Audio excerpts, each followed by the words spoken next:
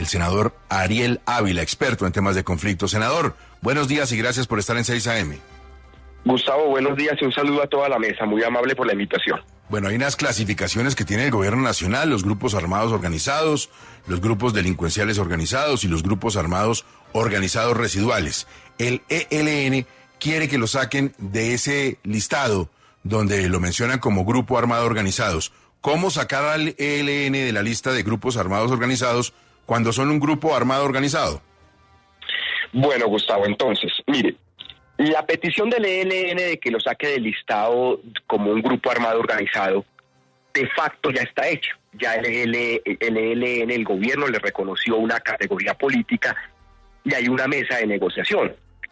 Pero en términos militares, estratégicos, de seguridad, pues un grupo armado organizado es un grupo de crimen organizado y por tanto pues debe tener esa categoría, pero de facto ellos tienen el reconocimiento político. Yo creo que, en cambio, Gustavo, la ausencia de que el ELN no haya querido prorrogar el cese al fuego obedece a dos razones. Una es sus divisiones internas, que no las pudieron zanjar en el Congreso que hicieron. Y dos, que como yo le dije la vez pasada, yo creo que las negociaciones están heridas de muerte.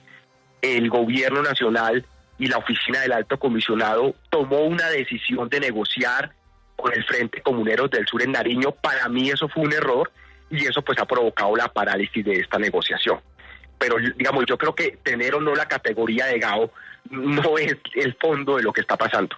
Pero entonces, senador, es más grave de lo que parece, porque eso querría decir que la negociación se fue a pique, porque están dando una excusa, un florero de Llorente que no es la realidad, y lo que está detrás de todo eso es primero la molestia por esa negociación, pero la división del ELN para, como grupo, tomar decisiones en conjunto.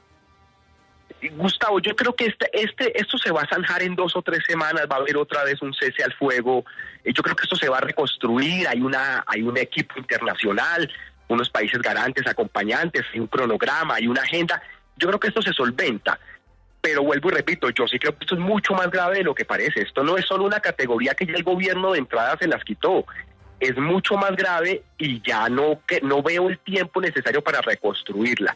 Sobre todo, esta decisión del gobierno del Frente Comuneros del Sur hirió muy fuerte la negociación y yo no veo que eso se vaya a bajar rápidamente. Es que, Gustavo, llevamos 6 meses en lo mismo, de crisis en crisis, y la agenda no avanza. Pero un momento, cuando usted dice que esto es mucho más grave de lo que se parece y que ya es muy grave, ¿a qué se refiere? Y esa mesa está congelada prácticamente hace 6 meses, pero estamos sin cese al fuego además. ¿Qué es lo que se está negociando? Pues lo que, digamos, está congelado es que no se está avanzando en las negociaciones, pero lo que me refiero es que se va a solventar la crisis del cese al fuego, va a volver a haber un nuevo ciclo, pero no creo que se vaya a avanzar mucho. Eso es por lo que yo digo que esto es más grave de lo que parece. Ahora, en teoría el cronograma alcanza, Vanessa, en teoría a julio del otro año los 3 primeros puntos tendrían que estar negociados, o sea, en teoría avanza, como dicen por ahí. El problema no es el tiempo que falta, sino el tiempo que se pierde, pero yo lo veo grave. Digamos, tendría que el gobierno meterle un acelerador y el ELN tomar una decisión de fondo para que eso avance pues a buen ritmo. Senador, me escribe un experto en este tema y me plantea lo siguiente: ¿cómo así que el ELN quiere reconocimiento político si ya lo tiene? Por eso es negociación, no sometimiento, por eso es diálogo sociojurídico con el Clan del Golfo, claro. Exacto, ellos ya de facto lo tienen. Por eso le digo, Gustavo, esa petición es una disculpa. Ellos de facto tienen ese reconocimiento político. Entonces, la petición es absurda porque ya lo tienen. Senador, entonces, lo que ha pasado históricamente cuando se han roto estas negociaciones con el ELN es que esta agrupación arrecia sus ataques militares, sus ataques contra la población civil. ¿Es posible que esto sea lo que venga entonces en el país?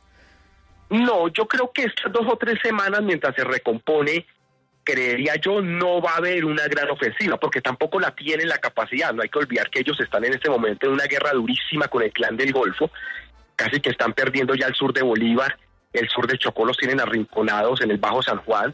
Entonces no veo una ofensiva, tampoco están interesados. Yo creo que pasando 2 o 3 semanas, si no se recompone el cese al fuego, ya estaríamos en otro escenario, eso es claro. Y también el gobierno pues puede tomar la decisión de seguir en la mesa en medio del conflicto. También esa es una opción que no se tiene que descartar. Senador, ¿y qué pasaría si la ofensiva fuera del ejército ahora que tiene autorización? Nada, en teoría nada tendría que pasar. El ELN debería entender si el ejército lanza una ofensiva, pues en todo caso esas son las reglas de la negociación. Para eso hay protocolos, hay unos países garantes y hay unos países verificadores. Eso no tendría, en teoría, obviamente va a tener un impacto, pero en teoría sobre el papel no tendría que tener ningún impacto, además porque fue el ELN el que no quiso prorrogar el cese. Bueno, el acuerdo con las FARC tomó 2 periodos presidenciales. ¿El del ELN cuántos? ¿3, 4? Yo creo que ojalá me equivoque, pero yo creo que se nos va a pasar el tiempo y eso terminará en una mesa de negociación, pero no sé cuánto. Senador, última inquietud, simplemente para conocer su opinión. ¿Qué opina de lo que comienza con el Clan del Golfo? A ver, Gustavo, yo creo que esa negociación tiene sustento jurídico. Hay una ley 2272 de orden público que da la posibilidad de esos acercamientos. Entonces la posibilidad de que exista la mesa está, pero el suelo donde está la mesa no existe porque no hay marco jurídico para el sometimiento. De tal forma, o que el gobierno se aboque a crear ese marco jurídico, o la Fiscalía tendría que inventarse un mecanismo de desmovilización semicolectiva como el que hizo el ERPAC en 2011. Pero entonces la mesa sí está protegida, quienes dicen que no, creo que no, la ley lo permite, pero el piso donde se tiene que poner la mesa no existe. No hay marco jurídico para el sometimiento colectivo. O se inventan un tema semicolectivo, o el gobierno se tiene que abocar a presentar una ley inmediatamente de sometimiento para que esté aprobado a finales de año, si es que se aprueba.